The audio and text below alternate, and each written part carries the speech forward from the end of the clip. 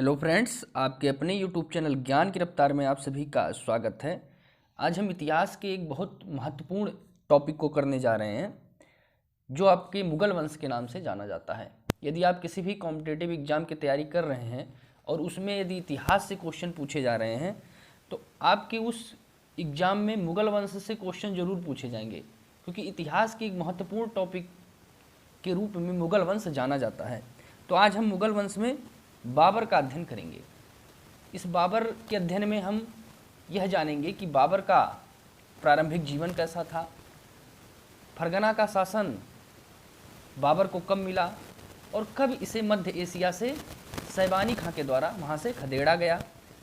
इसके बाद बाबर के काबुल पर विजय, पादशाह की उपाधि, भारत पर आक्रमण, पानीपत का युद्ध, खानवा का युद्ध, चंदेरी का युद्ध, घाघरा का युद्ध, उसके बाद बाबर की आत्मकथा, क्या अयोध्या में बाबरी मस्जिद का निर्माण बाबर ने ही करवाया था या किसी और अन्य ने। इसके बाद सबसे अंत में, जो कि बहुत ही महत्वपूर्ण होते हैं, कि आपको कितना सिखाया गया इस वीडियो में और आपने कितना सीखा।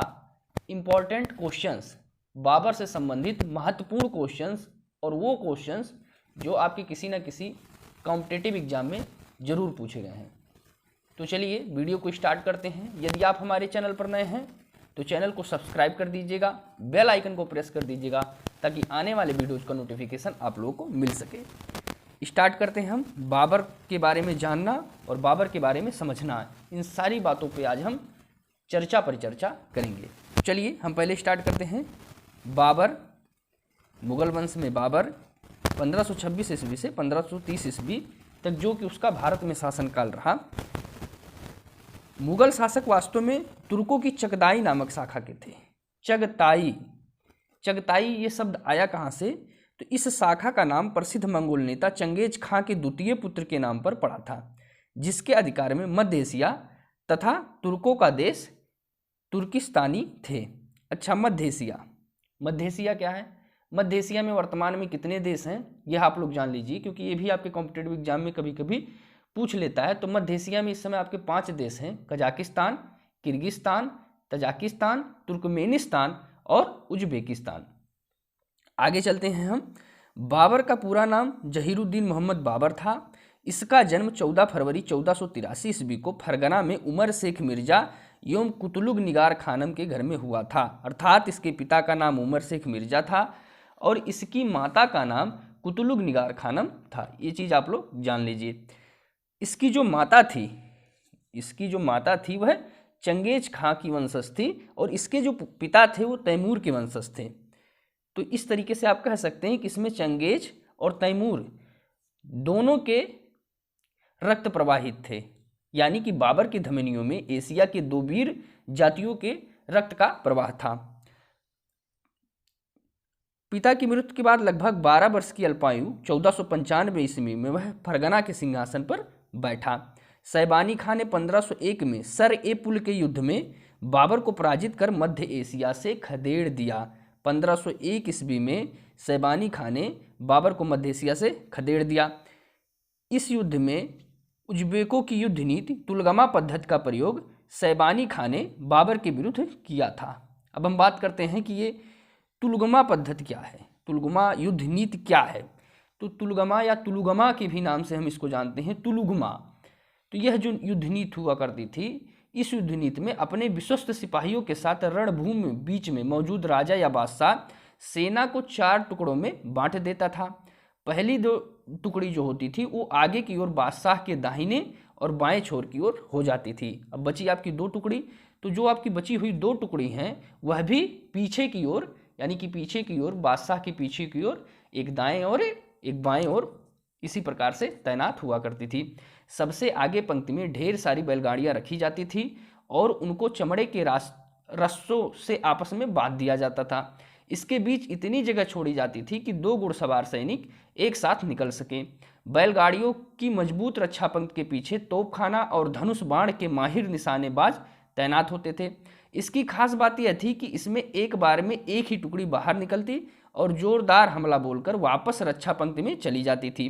वहीं इस टुकड़ी के हमले से पहले दुश्मनों पर बाण और तोप के गोले की बरसात की जाती थी ताकि दुश्मन को संभलने का मौका ही ना मिले, और इस तरह दुश्मन चाह कर भी इस मजबूत घेरा बंदी को तोड़ नहीं पाता था। यह है आपकी तुलगमा युद्ध नीति हुआ करती थी, जो कि उज्बेकों ने इसकी शुरुआत की थी, और इसी तुलगमा युद्ध नीति का प्रयोग शैबानी खान ने बाबर के विरुद्ध किया।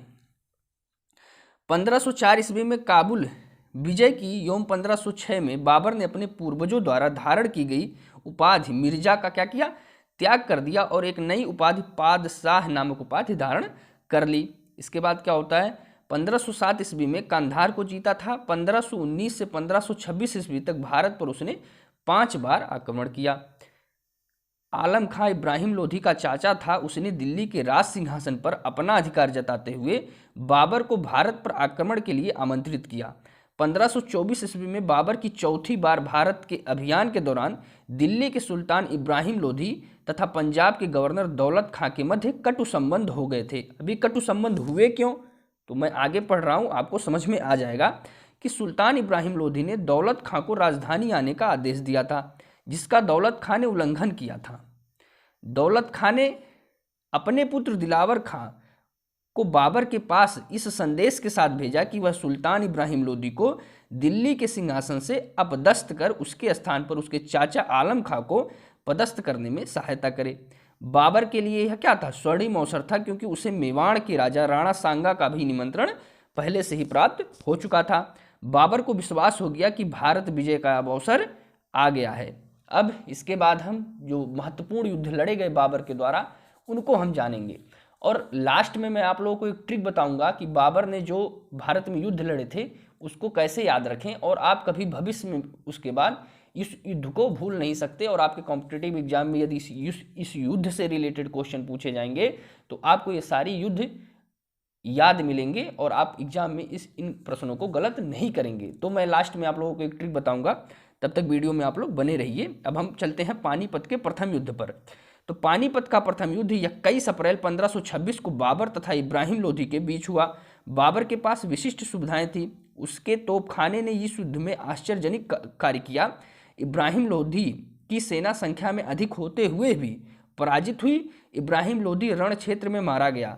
यहाँ से देखिए सबसे इंपॉर्टेंट क्वेश्चन, इब्राहिम लोधी रण क्षेत्र में मारा गया।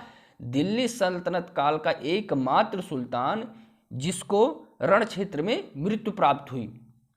फलस्वरूप दिल्ली और आगरा पर बाबर का अधिकार हो गया। अब हम पानीपत का युद्ध हो गया। अब हम आगे चलते हैं कि पानीपत के युद्ध के बाद बाबर ने बादशाह की उपाधि कब धारण की। तो 27 अप्रैल 1526 को बाबर ने अपने आप को बादशाह घोषित कर भारत में मुगल साम्राज्य की नींव डाली। बाबर ने तुलगमा युद्ध नीति का प्रयोग पानीपत के प्रथम युद्ध में किया था। इस युद्ध में बाबर की सफलता का सबसे मुख्य कारण उसका विशाल तोपखाना था, जिसका नेतृत्व उस्ताद अली कुली नामक व्यक्ति कर रहा था और बंदूकचियों का नेतृत्व मुस्तफा कर रहा था। इसमें उसी तुलगमा युद्ध पद्धति नीति का प्रयोग किया गया था जिस तुलगमा युद्ध पद्धति का प्रयोग शैबानी खान ने बाबर के विरुद्ध किया था। और तुलगमा युद्ध नीति थी क्या, मैंने आपको ऊपर बता ही दिया है, तो उसमें कुछ समझने वाली बात है नहीं। अब बाबर को कलंदर की उपाधि क्यों प्रदान की जाती थी, तो बाबर की उदारता के कारण लोगों ने उसे कलंदर की उपाधि प्रदान की थी। भारत में सर्वप्रथम पानीपत की पहली लड़ाई में तोपों का प्रयोग किया गया था। इसके पहले भी ऐसा माना जाता है कि जो 14वीं शताब्दी में विजयनगर और बहमनी साम्राज्य हुआ करते थे वो आपस में तोपों का प्रयोग किया करते थे। लेकिन इसमें दिया हुआ कि बाबर ने जो लड़ाई लड़ी उसमें भारत में सर्वप्रथम पानीपत की लड़ाई में पहली लड़ाई में तोपों का प्रयोग किया गया। बाबर ने खानवा के युद्ध में जिहाद की घोषणा की। खानवा का युद्ध कब हुआ, तो खानवा का युद्ध आपका 17 मार्च 1527 को बाबर और राणा सांगा के बीच हुआ था। इस युद्ध में राणा सांगा पराजित हुआ। इसी युद्ध में विजय श्री मिलने के उपरांत बाबर ने गाजी मतलब क्या होता है, काफिरों को मारने वाला की उपाधि धारण की। अब आपने पानीपत का युद्ध देखा, खानवा का युद्ध देखा। अब हम बात करते हैं चंदेरी के किले पर कि चंदेरी के किले का युद्ध कब हुआ। तो 1528 ईस्वी में बाबर ने चंदेरी के किले पर अधिकार कर लिया। युद्ध में मेदिनी राय मारा गया। घाघरा का युद्ध 5 मई 1529 को बाबर और महमूद लोधी के मध्य हुआ था। इस युद्ध में बाबर विजयी हुआ। बाबर का यह अंतिम युद्ध था। मतलब कि बाबर का यह अंतिम युद्ध था। तो 1530 ईस्वी में क्या हुई, बाबर की मृत्यु हुई। 1529 में घाघरा का युद्ध लड़ा और 1530 में क्या हो गई, बाबर की मृत्यु हो गई। अब मृत्यु के बाद हम चलते हैं। मैंने आपको बताया है कि बाबर के द्वारा लड़े गए युद्धों को मैं आपको ट्रिक के माध्यम से सिखाऊंगा। तो जब हम अभी क्वेश्चन करेंगे ना बाबर से संबंधित महत्वपूर्ण प्रश्न, उसमें मैं आपको सिखाऊंगा। चलिए आगे बढ़ते हैं। जहीरुद्दीन मोहम्मद बाबर ने अपने जीवन संबंधी घटनाओं को एक में स्वयं ही लिखा। अपनी जीवन संबंधी घटनाओं को बाबर ने स्वयं ही लिखा था, जिसमें उसने अपनी आत्मकथा, जो उसकी बहुत ही महत्वपूर्ण है, इसे तुजुक ए बाबरी या बाबरनामा कहते हैं। बाबर ने अपनी आत्मकथा में 2 हिंदू राज्यों का उल्लेख किया है। उनमें एक विजयनगर और दूसरा मेवाड़ है। तुर्की भाषा में बाबर द्वारा लिखित यह ग्रंथ संसार की श्रेष्ठ आत्मकथा में स्थान रखता है। इस बात को आप लोग ध्यान दीजिएगा कि जो बाबर ने तुजुक ए बाबरी या बाबरनामा लिखा था, उसको इसने तुर्की भाषा में लिखा था। अपनी आत्मकथा को तो इसने तुर्की भाषा में लिखा था, लेकिन इसके यहाँ जो राज व्यवस्था चलती थी, जो शासन चलता था, उसमें तुर्की भाषा को स्थान प्राप्त नहीं था। वह फारसी भाषा में ही यहाँ की जो दरबार की, जो मुगल दरबार की जो राजभाषा थी, वो फारसी ही थी, लेकिन इसने अपनी आत्मकथा तुर्की भाषा में लिखी थी। ये चीज़ आप लोग ध्यान दीजिएगा।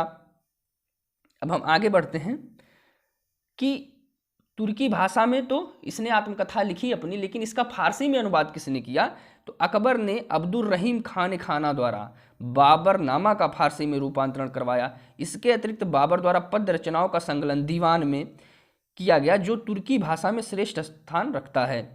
पद्य में उसने एक नवीन शैली में मुबैयान लिखा। अब ये मुबैयान क्या है, जो मुस्लिम कानून की पुस्तक है। बाबर की एक रचना खत बाबरी थी, जिसकी शैली नवीन मानी गई थी। मुगल बादशाह बाबर के सेना नायक मीर बाकी ने अयोध्या में बाबरी मस्जिद का निर्माण कराया था। अब हम चलते हैं उन महत्वपूर्ण प्रश्नों पर जो आपके किसी ना किसी कॉम्पिटिटिव एग्जाम में पूछे गए हैं।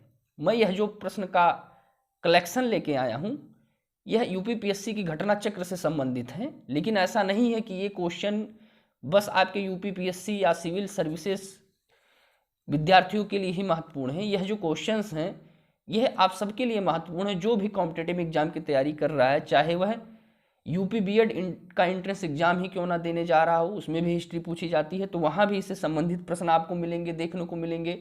आप यूपीपीएससी के एग्जाम प्री एग्जाम देने जा रहे हैं, वहाँ भी आपको इस टाइप के क्वेश्चन देखने को मिलेंगे। आपका यूपीएसआई जिसमें हिस्ट्री पूछी जाती है, यूपी कांस्टेबल, इसमें भी आपकी हिस्ट्री पूछी जाती है। और कई ऐसी शिक्षक भर्तियां होती हैं जिसमें आपका इतिहास पूछा जाता है, वहाँ से आपके मुगल वंश से क्वेश्चन बनते हैं। तो उन क्वेश्चंस को ध्यान में रखते हुए वो सारे क्वेश्चंस का कलेक्शन आप लोगों के सामने लेके आया हूँ। जितने मैं क्वेश्चन करवा रहा हूँ, यह सब आप लोगों के लिए बहुत ही महत्वपूर्ण है। तो चलिए हम क्वेश्चंस को स्टार्ट करते हैं। बाबर से संबंधित महत्वपूर्ण प्रश्न जानते हैं। यदि आपने ऊपर का वीडियो अच्छे ढंग से देखा होगा, जो कि मैंने ऊपर बातें बताई हैं, तो आप लोग ये सारे प्रश्न बहुत ही आसानी से कर ले जाएंगे। तो चलिए हम क्वेश्चंस को करना स्टार्ट करते हैं। और आप देखेंगे कि क्वेश्चन के सामने मैंने लिख दिया है कि यह क्वेश्चन किस एग्जाम में और कब आया हुआ है। ऐसा नहीं है कि यह क्वेश्चन बस उसी एग्जाम में आया हुआ है। यह क्वेश्चन, चूंकि मैंने ये जो क्वेश्चन बनाया है, ये यूपीपीएससी की घटना चक्र से बनाया है, तो यूपीपीएससी में जो क्वेश्चंस आए, यह बस शो कर रहा है कि यूपीपीएससी में क्वेश्चंस कितनी बार आए हैं। लेकिन और अन्य कॉम्पिटिटिव एग्जाम में भी यह क्वेश्चंस पूछे गए हैं, यह बात आप लोग ध्यान में रख लीजिएगा। अब हम चलिए आगे बढ़ते हैं और क्वेश्चंस को स्टार्ट करते हैं। मध्यकालीन भारत के मुगल शासक वस्तुतः थे फारसी यानी कि ईरानी, अफगान, चगदाई तुर्क या उपयुक्त में से कोई नहीं। तो चगदाई तुर्क, जैसा कि ऊपर मैंने बताया। आगे चलते हैं। इनमें से किसने बाबर को सर-ए-पुल के युद्ध में पराजित किया था? अब्दुल्लाह खां उज़्बेक, सैबानी खां, उबैदुल्लाह खां या जानी बेग। तो आपको पता होना चाहिए कि सैबानी खां, जैसा कि वीडियो में आपको ऊपर पता चली गया है। यह आपका यूपी लोअर सब प्री 2015 में आया वो क्वेश्चन है। किस मुगल शासक ने भारत में ओटोमन युद्ध पद्धति को अपनाया? तो इसका जो सही आंसर है आपका बाबर। ऑप्शंस आपके दिए गए थे अकबर, शाहजहां, बाबर, उपयुक्त में से कोई नहीं। तो इसका जो सही आंसर है आपका बाबर। अगले क्वेश्चन पे चलते हैं। पानीपत का प्रथम युद्ध किसके मध्य हुआ? बाबर और राणा सांगा, हेमू और मुगल, हुमायूं और शेर खान, या बाबर और इब्राहिम लोधी। आप देख सकते हैं कि कितना इंपॉर्टेंट क्वेश्चन है, कितनी बार पूछा गया, इधर आप लोग देख भी सकते हैं। तो बाबर और इब्राहिम लोधी। चलिए अगले क्वेश्चन पे हम चलते हैं। पानीपत के युद्ध में बाबर की जीत का मुख्य कारण क्या था? उसकी घुड़सवार सेना, उसकी सैन्य कुशलता, तुलगमा प्रथा, या अफगानों की आपसी फूट। तो इसका जो सही आंसर आपका ऑप्शन नंबर बी वाला है, उसकी सैन्य कुशलता। तुलगमा पद्धति का भी प्रयोग किया गया था, लेकिन उसकी सैन्य कुशलता जो थी वो सबसे ज़्यादा प्रबल थी, इस वजह से बाबर को जीत मिली थी। अगले क्वेश्चन पे चलते हैं। बाबर की इब्राहिम लोधी पर विजय का क्या कारण था? बाबर की वीरता, तोपखाना, इब्राहिम की दुर्बलता, या कुशल सेना नायक। आप सोच रहे होंगे कि इसके बाद इस क्वेश्चन को लाने की क्या जरूरत थी, क्योंकि ऊपर हमने जान लिया है कि सैन्य कुशलता जो थी वो बाबर की जीत के कारण थी, तो फिर इस क्वेश्चन को लाने की क्या जरूरत है। लेकिन बहुत सारे लोग इसमें क्या करेंगे कि तोप खाने वाले आंसर को सही कर देंगे, लेकिन आयोग ने जो आंसर माना था, इसमें जो ऑप्शन आपके दिए हुए हैं, बाबर की वीरता, तोप खाना, इब्राहिम की दुर्बलता, कुशल सेना नायक, तो आयोग ने जो इसका सही आंसर माना था वो ऑप्शन नंबर डी माना था, कुशल सेना नायक। अगले क्वेश्चन पे चलते हैं। निम्नलिखित में से किस युद्ध में एक पक्ष द्वारा प्रथम बार तोपों का उपयोग किया गया था? ऑप्शंस आपके दिए गए हैं। एक पक्ष द्वारा बात किया जा रहा है, ना कि दोनों पक्ष द्वारा। विजयनगर और बहमनी साम्राज्य में जो इतिहास के साक्ष्य मिलते हैं उसमें होता है कि दोनों पक्षों द्वारा जो है वो तोपों का प्रयोग किया गया था। इसमें कह रहा है कि युद्ध में एक पक्ष द्वारा प्रथम बार तोपों का उपयोग किया गया था। तो पानीपत का प्रथम युद्ध, खानवा का युद्ध, प्लासी का युद्ध, या पानीपत का तीसरा युद्ध। तो आपको पता है कि पानीपत का प्रथम युद्ध इसमें जो होगा आपका सही आंसर होगा। अगले क्वेश्चन पे चलते हैं। किस वर्ष बाबर ने सुल्तान इब्राहिम लोदी को पानीपत की लड़ाई में पराजित किया? 1527 ईस्वी में, 1526 ईस्वी में, 1525 ईस्वी में, या 1524 ईस्वी में? तो आपको पता है कि 1526 ईस्वी में, 21 अप्रैल 1526 ईस्वी में सुल्तान इब्राहिम लोधी और बाबर के बीच क्या लड़ा गया था? पानीपत की पहली लड़ाई, यानी पहली पानीपत की प्रथम युद्ध, पानीपत का प्रथम युद्ध हुआ था। चलिए हम अगले क्वेश्चन पे चलते हैं। निम्नलिखित में से कौन सा युग्म सही सुमेलित नहीं है? अब ये सही सुमेलित नहीं है, इसके लिए आपको बाबर के द्वारा जो भारत में युद्ध लड़े गए थे उनका क्रम पता होना चाहिए और उनका सन आपको पता होना चाहिए। तो मैं आपको ये ट्रिक यहीं पे बता दे रहा हूँ, क्योंकि ये सबसे ज़्यादा जो अच्छा तरीका है इस ट्रिक को समझने का वो इसी क्वेश्चन में है। तो इसी क्वेश्चन में मैं उस ट्रिक को अप्लाई कर दे रहा हूँ और आप उस ट्रिक को यहीं पे समझ लीजिए। आप देखिए कि जो भी युद्ध लड़े गए हैं वो 1500 ईस्वी में ही लड़े गए हैं बाबर के द्वारा। तो 1526, 1527, 1528 और 1529, यानी 26, 27, 28, 29। अब यही सीखना आप लोग शुरू कर दीजिए, मैं आपको बता रहा हूँ। तो बाबर क्या किया? काबुल से आया और 26 में क्या किया? पानी पिया। 26 में क्या किया? पानी पिया। 26 में पानी पी लिया, चलो ठीक है। 27 में क्या किया? 27 में खाना खाया। क्या खाया? 27 में खाना खाया। 28 में क्या किया? 28 में चाय पी लिया। खाना खाया, उसके बाद 28 में चाय पी लिया। 29 में घर चला गया। 29 में कहाँ चला गया? घर चला गया। और 30 में मर गया। अब यहीं से बन गई आपकी ट्रिक। 1526 में पानी पिया, यानी 1526 में पानीपत का प्रथम युद्ध। उसके बाद 1527 में खाना खाया, यानी 1527 में 27 में खाना खाया, मतलब 1527 में, क्योंकि 15 तो सब में कॉमन है, तो 1527 में खानवा का युद्ध। उसके बाद 1528 में चाय पिया, यानी 28 में चाय पिया, तो 15 आगे लगा देंगे। तो 1528 में चाय पिया, यानी 1528 में चंदेरी का युद्ध। लेकिन यहाँ क्या दिया हुआ? चंदेरी का युद्ध कब दे रहा है? 1530 में। तो यानी चंदेरी का युद्ध कब हुआ था? 1528 में। तो यही ऑप्शन आपका सुमेलित नहीं है। चलिए फिर भी ट्रिक को पूरा करते हैं अपने हम। और 1529 में घर गया, यानी सन 1529 में घाघरा का युद्ध, यानी ये भी आपका ऑप्शन सही है। और 1530 मतलब 29 में घर गया और 30 में मर गया, मतलब 1530 में उसकी मृत्यु हो गई। तो कौन सा ऑप्शन आपका सुमेलित नहीं है? ऑप्शन नंबर डी वाला, चंदेरी का युद्ध। यानी कि 1530 में चंदेरी का युद्ध नहीं हुआ था। चंदेरी का जो आपका युद्ध हुआ था वो 1528 ईस्वी में हुआ था। यूपीपीएससी प्री एग्जाम 2015 में क्वेश्चन आपसे पूछे गए थे। निम्नलिखित में से किस युद्ध में बाबर ने जिहाद की घोषणा की थी? पानीपत का युद्ध, खानवा का युद्ध, चंदेरी का युद्ध, या घाघरा का युद्ध? तो किसकी बात हो रही है? जिहाद की घोषणा की बात हो रही है। तो जिहाद की जो घोषणा की गई थी वो खानवा के युद्ध में की गई थी, जो कि राणा सांगा और बाबर के बीच लड़ा गया था। अगला क्वेश्चन आपका, भारत के मुगल शासक बनने पर जहीरुद्दीन मोहम्मद ने डॉट डॉट डॉट डॉट नाम रखा। ऑप्शन आपके हैं बाबर, हुमायूं, जहांगीर या बहादुर शाह। अब आपको जब बाबर का पूरा नाम पता रहेगा कि बाबर का पूरा नाम जहीरुद्दीन मोहम्मद बाबर था, तो ऐसे ही आप इसका आंसर दे देंगे। तो इसका जो सही आंसर है ऑप्शन नंबर ए वाला बाबर सही है। बाबर ने सर्वप्रथम पादशाह की पदवी धारण की थी फरगना में, काबुल में, दिल्ली में, समरकंद में। मैं आप लोगों को एक बात और बता दूं जो कि मैंने बताना भूल गया था, जो बात मैं बताना भूल गया था कि आपको इसका पीडीएफ मेरे टेलीग्राम चैनल ज्ञान की रफ्तार विद धीरज पांडे पे मिल जाएगा, और मैंने अपने टेलीग्राम चैनल का लिंक इस वीडियो के डिस्क्रिप्शन बॉक्स में दे दिया है। आप वहां पे जाके क्लिक करके मेरे टेलीग्राम चैनल ज्ञान की रफ्तार विद धीरज पांडे पे जुड़ सकते हैं और वहां से इसका पीडीएफ प्राप्त कर सकते हैं। तो मैंने अपने टेलीग्राम चैनल का लिंक इस वीडियो के डिस्क्रिप्शन बॉक्स में दे दिया है। ये बात मैं बताना भूल गया था आप लोगों को, बीच में मुझे याद आया। तो चलिए अगले क्वेश्चन पे चलते हैं। वह मुगल सम्राट जिसके जीवन से धैर्य व संकल्प से सफलता की शिक्षा मिलती है। जहीरुद्दीन मोहम्मद बाबर, नसीरुद्दीन मोहम्मद हुमायूं, जलालुद्दीन मोहम्मद अकबर या अब्दुल मुजफ्फर महियुद्दीन औरंगजेब। तो इसका जो सही आंसर है आपका ऑप्शन नंबर फर्स्ट वाला जहीरुद्दीन मोहम्मद बाबर। अगले क्वेश्चन पर चलते हैं। बाबर ने अपने बाबरनामा में किस हिंदू राज्य का उल्लेख किया है? उड़ीसा, गुजरात, मेवाड़ या कश्मीर।